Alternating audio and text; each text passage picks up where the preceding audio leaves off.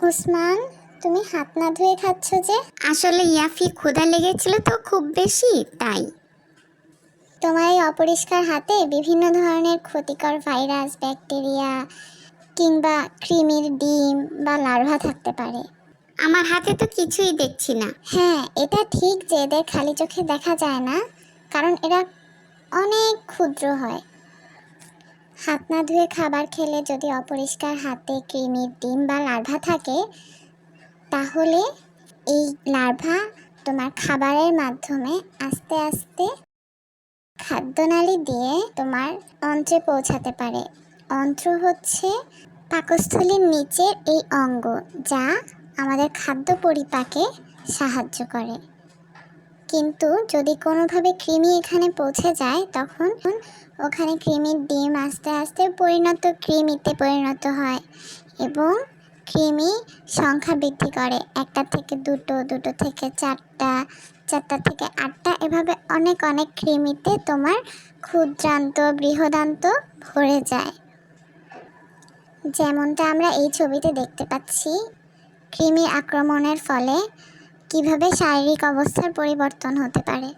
এমনকি এসব কৃমিগুলো সংখ্যায় এত বেড়ে যায় যে এরা অন্ত্রনালীকে ছিদ্র করে পিত্তনালীতে ঢুকে তা বন্ধ করে দিয়ে জন্ডিসের মতো মারাত্মক অবস্থার সৃষ্টি করতে পারে।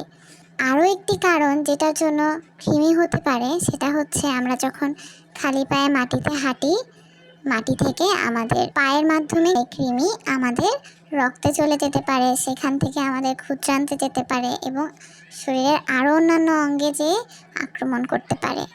আরেকটা ভয়ঙ্কর কথা তোমাকে বলি ওসমান, এই কৃমিগুলো তোমার অন্ত্র থেকে 0.2 মিলিলিটার রক্ত প্রতিদিন শুষে নিতে পারে। এজন্য অনেক কৃমি যদি আমাদের শরীরে থাকে, তাহলে প্রতিদিনই আমরা বেশ কিছু পরিমাণ রক্ত হারিয়ে ফেলি। এজন্য আমাদের মতো শিশুরা অপুষ্টি ও রক্তশূন্যতায় ভোগে। এছাড়াও আমাদের পেটে ব্যথা, বদহজম, ডায়রিয়া সহ বিভিন্ন ধরনের জটিলতা দেখা দিতে পারে। এছাড়াও কৃমি আক্রমণের ফলে বাচ্চাদের ভিটামিন এ স্বল্পতা দেখা যেতে পারে, আবার রোগ প্রতিরোধ ক্ষমতাও কমে যেতে পারে। এর ফলে আমরা সহজেই অন্য যে কোনো রোগে আক্রান্ত হতে পারি। এছাড়াও বাচ্চাদের মানসিক ও দৈহিক বিকাশ বাধাগ্রস্ত হয়। তখন পড়তে মন বসবে না, যে কোনো কিছু চিন্তা করতে পারবো না, চিন্তা করার ক্ষমতা কমে যাবে, দুর্বল লাগবে, কোনো কিছু শিখতে পারবো না, স্মৃতিশক্তি কমে যাবে। যেহেতু আমরা অনেক দুর্বল হয়ে যাচ্ছি, এজন্য আমরা ঠিকমতো কথাও বলতে পারবো না সাবলীলভাবে। এ তো দেখছি খুব ভয়ঙ্কর ব্যাপার। হ্যাঁ ওসমান, কৃমি আমাদের বাচ্চাদের জন্য খুবই ভয়ঙ্কর একটি পরজীবী। আর এটি বেশি ভয়ঙ্কর এজন্য কারণ আমরা খালি চোখে এদের দেখতে পাচ্ছি না, আমরা অপরিষ্কার হাতে খেয়ে ফেলছি। ওসমান, আমরা যদি এই কৃমি থেকে বাঁচতে চাই, তাহলে আমাদের সব সময় সাবান দিয়ে হাত ধুতে হবে। যে কোনো কিছু খাওয়ার আগে, টয়লেট ব্যবহারের পরও খুব ভালোভাবে সাবান দিয়ে হাত ধুতে হবে। এছাড়াও ফল মূল শাক সবজি সব কিছু আমাদের ধুয়ে খেতে হবে। পরিষ্কার ও নিরাপদ পানি ব্যবহার করতে হবে ধোয়া মোছা ও রান্নার কাজে। স্যানিটারি ল্যাট্রিন ব্যবহার করতে হবে, নিয়মিত গোসল করতে হবে, পরিষ্কার জামা কাপড় পরতে হবে। আমাদের হাতের নখ ছোট রাখতে হবে আর নখ পরিষ্কার রাখতে হবে, কারণ হাতের এই নখে যদি কৃমির ডিম থাকে বা লার্ভা থাকে, তাহলে তা সহজেই আমাদের অন্ত্রে প্রবেশ করতে পারবে। স্যাঁতস্যাঁতে বা অপরিষ্কার জায়গায় কৃমির ডিম বা লার্ভা বেশি পাওয়া যায়। তাই আমাদের বাসস্থান বা যেখানে আমরা থাকি এবং খাবার জায়গা সব কিছু পরিষ্কার রাখতে হবে।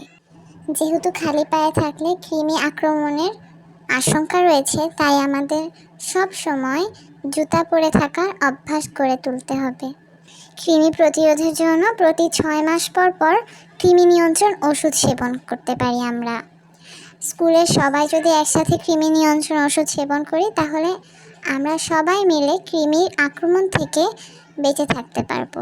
ইয়াফি, আমি যখন গতবার কৃমির ওষুধ খেয়েছিলাম, তখন আমার একটু বমি বমি লাগছিল। হ্যাঁ ওসমান, কৃমির ওষুধ খেলে পার্শ্ব প্রতিক্রিয়া হিসেবে পেট ব্যথা, বমি বমি ভাব, মাথা ঘোরানো বা মাথা ব্যথা হতে পারে। এটি খুবই স্বাভাবিক এবং এটি দীর্ঘমেয়াদীও হয় না। ভালো কিছু পাওয়ার জন্য একটু কষ্ট তো করাই যায়। এমন যদি এর পরের বারও হয়, তখন আমরা ছায়াযুক্ত স্থানে শুয়ে একটু বিশ্রাম নিব আর পানি পান করব। তাহলে আমরা আস্তে আস্তে সেরে উঠব। আর পরের বার তুমি কৃমির ওষুধ খাওয়ার আগে অবশ্যই ভরা পেটে আসবে। ভরা পেটে আসলে পেট ব্যথা, বমি বমি ভাব হওয়ার সম্ভাবনা খুবই কম থাকে। তুমি হয়তো জানো ওসমান, আমাদের প্রিয় নবী হজরত মুহাম্মদ সাল্লাল্লাহু আলাইহি ওয়াসাল্লাম বলেছেন, পরিষ্কার পরিচ্ছন্নতা ঈমানের অঙ্গ। আমরা যদি পরিষ্কার পরিচ্ছন্ন থাকতে পারি, তাহলে আমরা এ ধরনের কৃমির আক্রমণ থেকে বাঁচতে পারবো এবং আরও অজানা ভাইরাস, ব্যাকটেরিয়া থেকে নিজেদের রক্ষা করতে পারবো। ইয়াফি, তোমাকে অনেক ধন্যবাদ। তোমার কাছ থেকে আমি আজ অনেক কিছু শিখতে পারলাম।